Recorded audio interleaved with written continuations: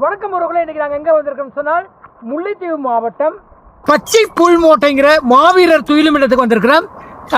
நினைக்கிறேன் யுத்தம் நிறைவு பெற்றதுக்கு பிறகு 2009ஆம் ஆண்டு நிறைவு பெற்ற பிறகு 16 வருடங்களுக்கு பிறகு முதல்ல இந்த துயிலுமிடம் வந்து விடுபட்டிருக்குது. ஸோ இப்போ இங்கே என்னென்ன விஷயம் நடக்குது, உண்மையிலே எப்படி ஒழுங்குபடுத்தியிருக்கிறாங்க அப்படிங்கிறத பார்க்க போகிறோம். வாங்க வீடியோக்குள்ள போய் பார்க்கலாம். முன்னுக்கு பார்த்தீங்கன்னு சொன்னால் மாவீரர் நாள் மாவீரர் துயிலுமில்லம் பச்சை புல்மோட்டை போட்டிருக்கிறாங்க. இங்கே நவம்பர் 22. ஓகே, இப்போ தொடர்ந்து போய் பார்க்கலாம். இப்போ நாங்கள் ரோட்லேருந்து உள்ள போக போகிறோம்.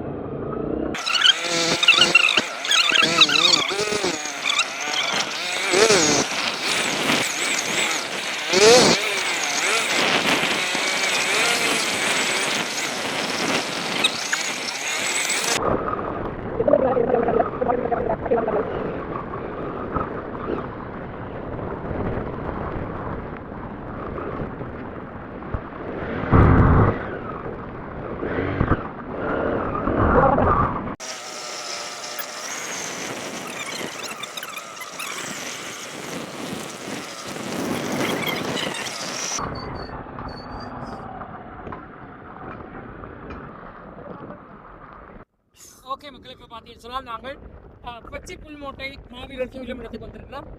ஏறத்தாழ 16 வருடங்களுக்கு பிறகு பார்த்தீங்கன்னு சொன்னால் முதல்ல இந்த துயிலுமிடம் விடப்பட்டவர்கள் இந்த இடத்துல மாவீரர்களை அனுஷ்டிக்கிறதுக்கான ஏற்பாடுகள் நடந்துகிட்டு. இதில் பார்த்தீங்கன்னு சொன்னால் ஒரு குறிப்பிட்ட மக்கள் மாத்திரமே இந்த இடத்துல வேலை செய்து கொண்டிருக்கிற மக்கள் தான் இருக்கும். ஸோ இதில் பார்த்தீங்கன்னு சொன்னால் இன்னும்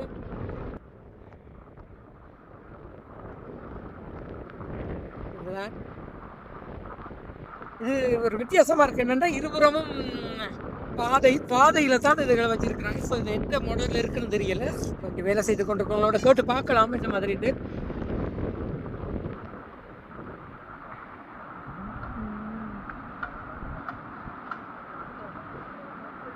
ஓகே, இந்த இடத்துல வேலை செய்து கொண்டிருக்காங்க.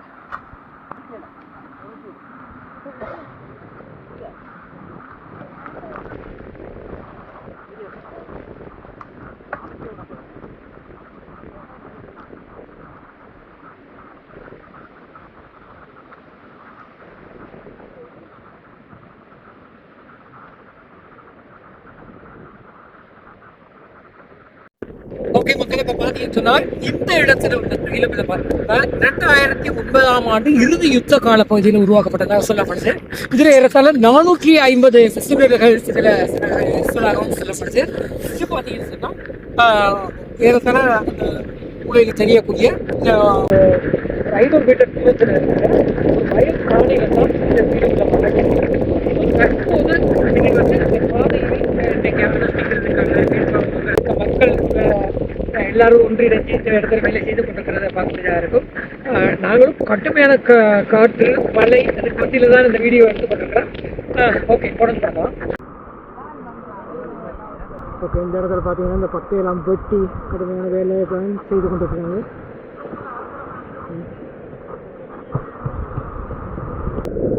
அண்ணா வணக்கம். அண்ணன் வணக்கம்.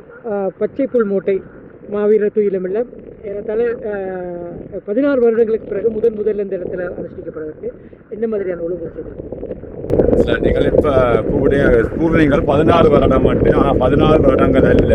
எங்களுடைய போராளிகள் ஒவ்வொரு முறையும் இதில் விளக்கத்தினவர் தான் இருக்கு. ஏனென்று சொன்னால் கள்ளக்களவாகவோ அல்லது சட்டத்துக்கு முறமாக போய் செய்த வரலாறுகள் இருக்கு.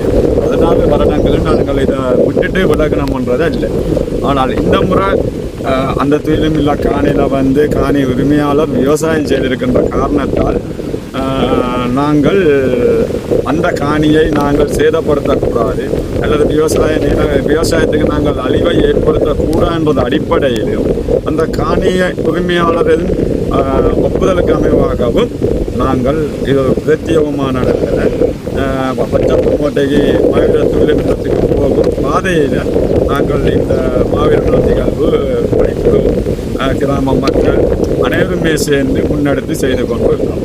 ஆனால் உண்மையிலே வந்து இந்திய நிலவரத்தின்படி பச்சை புல்மோட்டை இறந்த புதைக்கப்பட்ட மாவீரர்களை பெற்றோர் ஆனந்தபுரத்தில் விளைச்சா வளைஞ்ச அனைத்து போராளிகள பெற்றோரும் இந்த இடத்துக்கு வந்து அந்த தங்களுடைய குழந்தைகளுக்கான அஞ்சலி நிகழ்வை செய்யலாம் என்பதை நாங்கள் பணிக்குழு சார்பாகவும் இந்த கிராமத்தின் மக்கள் சார்பாகவும் நாங்கள் உண்மையிலே ஒரு அறிவித்தல் ஒன்று உங்களுக்கு தாரோம். இனிவரும் காலங்களில் இந்த 2025ஆம் ஆண்டில் இருந்து இனிவரும் காலங்களில் நாங்கள் இந்த மாவீர நாள் நிகழ்வானது துயிலும் இல்லத்தில் மாவீரர்கள் விதைக்கப்பட்ட இடத்திலேயே செய்வது என்றது நாங்கள் ஒரு கடும் முயற்சியில் இருக்கிறோம்.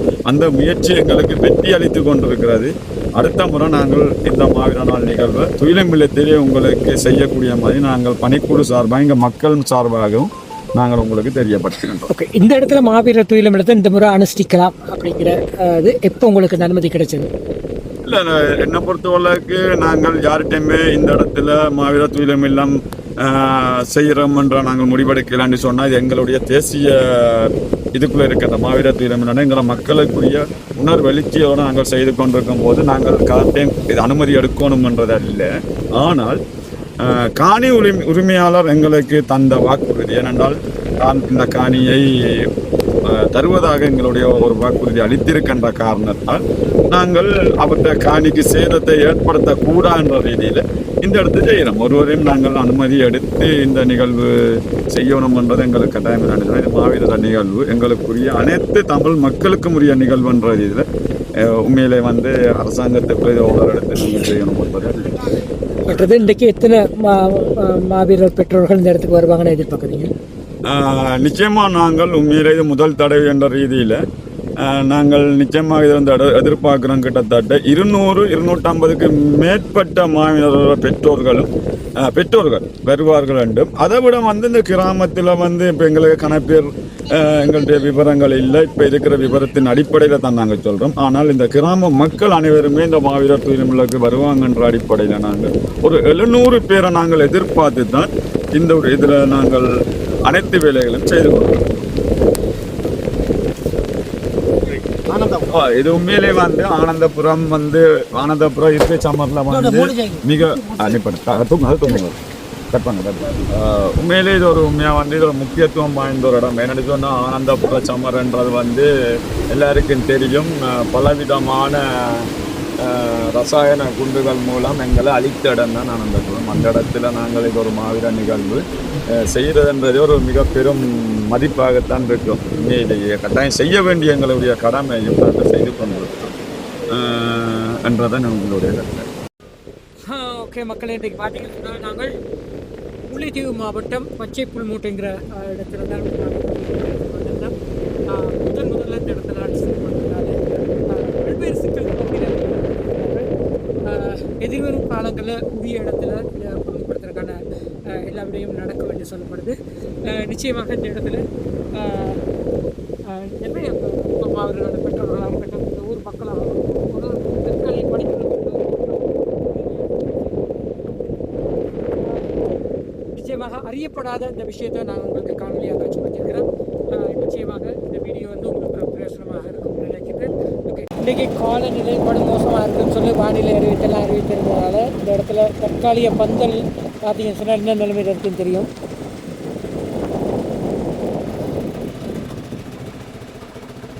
இதுதான் இந்த இடத்துல நிலவரம். இந்த இடத்துல இந்த பாருங்கள் எல்லா வேலையெல்லாம் செய்திருக்கிறாங்க.